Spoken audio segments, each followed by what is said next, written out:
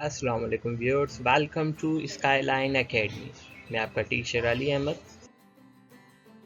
Video शुरू होने से पहले मैं चाहूँगा कि अगर आपने स्काईलाइन एकेडमी के चैनल को फेसबुक पर लाइक और यूट्यूब पे सब्सक्राइब नहीं किया तो अभी कर लें और साथ में दिए गए बेल के आइकन को दबा दें ताकि आप हमारी आने वाली वीडियोस को सबसे पहले देख सकें और मालूमात हासिल कर सकें। आज थ्योरी ऑफ इक्वेशन की सीरीज में कार्डन मेथड को डिस्कस करेंगे। कार्डन मेथड एक एनालिटिकल मेथड है जिससे हम किसी भी क्यूबिक इक्वेशन को बआसानी सोल्व कर सकते हैं। आज हमारे पास एक ऐसी क्यूबिक इक्वेशन है जिसमें सेकंड डिग्री टर्म मौजूद नहीं है। किसी भी क्यूबिक इक्वेशन को कार्डन मेथड से सोल्व करने के लिए हमें इन 7 स्टेप्स का खास ख्याल रखना होगा। सबसे पहले हम दी गई क्यूबिक इक्वेशन को मोनिक इक्वेशन में कन्वर्ट करेंगे।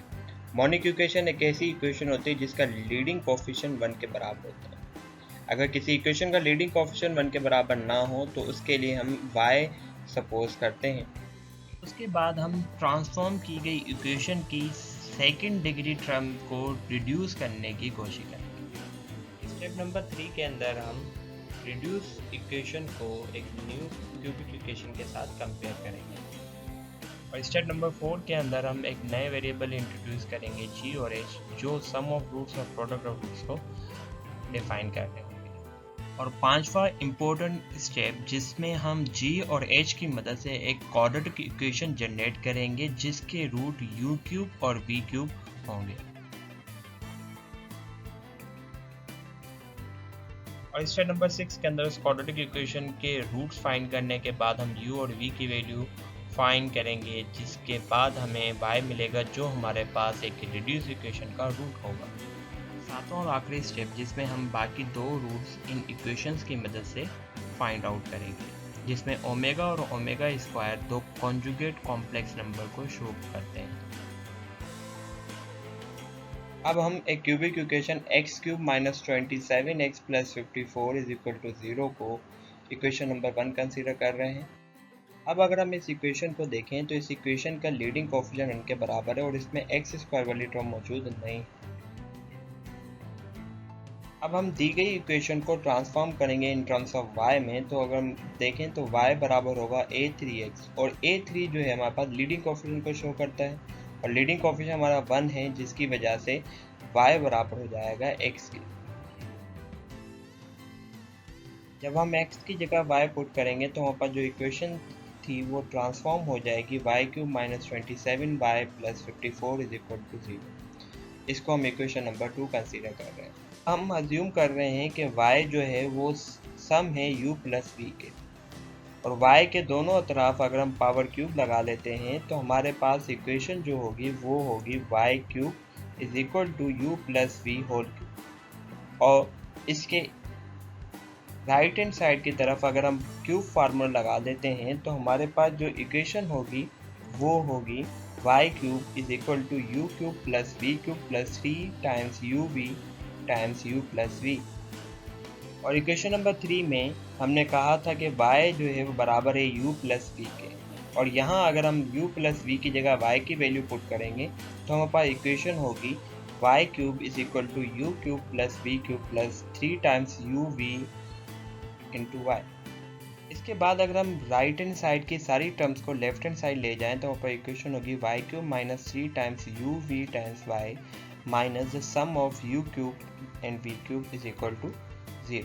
ये इक्वेशन हमारे पास 4 के बराबर होगी। अब अगर हम इक्वेशन नंबर 2 और इक्वेशन नंबर 4 को कंपेयर करते हैं तो हमारे पास minus 3 times uv is equal to minus 27 के और minus u cube plus v cube बराबर हो जाएगा 54 के। अगर इस तरफ माइनस 3 से दोनों तरफ डिवाइड करेंगे तो uv बराबर हो जाएगा 9 के और यह हम माइनस से मल्टीप्लाई करेंगे तो u cube plus v cube बराबर हो जाएगा माइनस 54 के।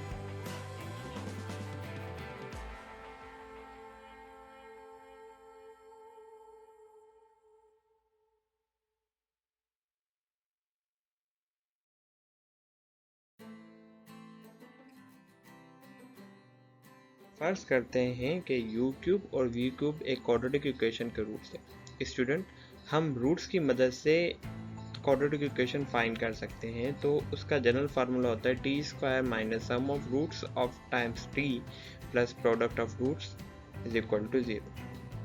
अब हम दो नए वेरिएबल इस्तेमाल करेंगे g और h, जो हमारे पास सम ऑफ रूट्स और प्रोडक्ट ऑफ रूट्स को शो करेंगे। पीछे हमने देखा था कि u cube plus v cube minus 54 के बराबर था, तो ये हमारे पास सम ऑफ रूट्स यानी g के बराबर हो जाएगा, और uv की जो वैल्यू थी वो 9 आई थी, तो uv का जब हम क्यूब लेंगे तो हमारे पास होगा 729। ये हमारे पास प्रोडक्ट ऑफ रूट्स को शो करेंगे। अब हम क्वाड्रेटिक इक्वेशन की तरफ चलते हैं। T square minus g t plus h is equal to 0। G sum of roots को शो करेगा और एच जो है वो प्रोडक्ट ऑफ रूट्स को शो करेगा।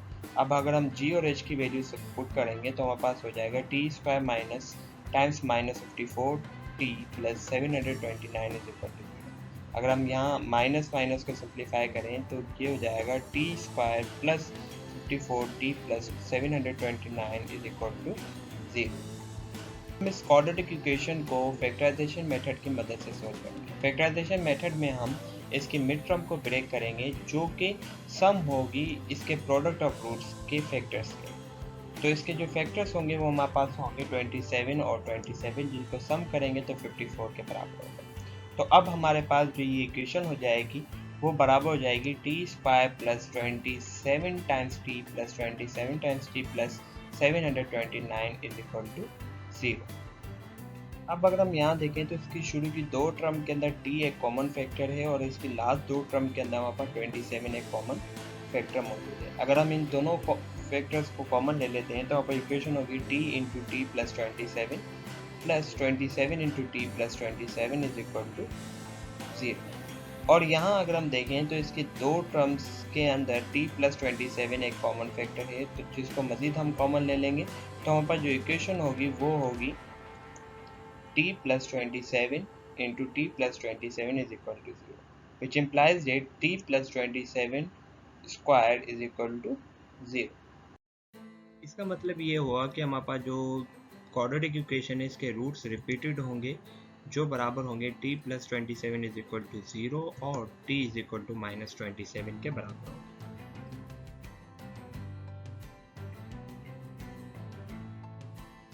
जैसे कि हमने कहा था कि इस क्वाड्रेटिक इक्वेशन के रूट्स रिपीटेड होंगे, तो t1 और t2 दोनों बराबर हो जाएंगे 27 के। यहाँ t1 u क्यूब के बराबर और t2 v क्यूब के बराबर है, जैसे हमने एज्यूम किया था कि u क्यूब और v क्यूब हमारे पास एक क्वाड्रेटिक इक्वेशन के रूट्स होंगे। जैसे कि हमने कहा था कि हमारे पास जो क्वाड्रेटिक इक्वेशन के रूट्स हैं वो रिपीटेड हैं, तो u cube v cube minus 27 के बराबर, और दोनों तरफ अगर हम क्यूब रूट लगाते हैं तो हमारे पास u और v की वैल्यू जो है वो -3 के बराबर हो जाएगी। जैसे कि इक्वेशन नंबर 3 के अंदर हमने कहा था कि y जो है वो सम है u और v के। u और v की वैल्यू -3 है, जिसकी वजह से y जो है वो -6 के बराबर हो जाएगा। y हमारे पास ट्रांसफॉर्म की गई इक्वेशन का एक रूट है। जैसे कि हमने कहा था कि x और y दोनों बराबर होंगे, जिसकी वजह से x बराबर हो जाएगा -6। x हमारे पास दी गई क्यूबिक इक्वेशन का एक रूट है, और इस क्यूबिक इक्वेशन के बाकी दो रूट्स हम दिए गए दो इक्वेशंस की मदद से फाइंड आउट करेंगे, जहां पर ओमेगा और ओमेगा स्क्वायर दो कॉम्प्लेक्स कॉन्जुगेट नंबर्स को शो करते हैं। अब दूसरा रूट फाइंड करने के लिए अगर हम u और v की वैल्यू -3 को इन इक्वेशन में पुट करें तो हमारे पास हो जाएगा x2 यानी second root -3 times omega plus -3 times omega square. Omega और ओमेगा स्क्वायर की वैल्यूज़ को सब्स्टिट्यूट करने के बाद हमारे पास x2 की वैल्यूज़ कुछ इस तरह हो जाएंगी।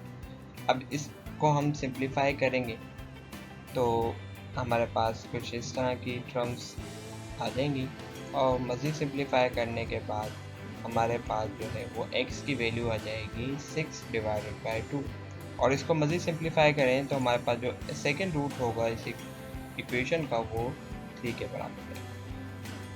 इसी तरह हम दी गई क्यूबिक इक्वेशन का तीसरा रूट भी फाइंड कर सकते हैं, जिसमें u और v की वैल्यूज़ को सब्स्टिट्यूट करने के बाद ओमेगा और ओमेगा स्क्वायर की वैल्यूज़ को सब्स्टिट्यूट करेंगे, और उसके बाद हम इसको सिंप्लीफाई करेंगे।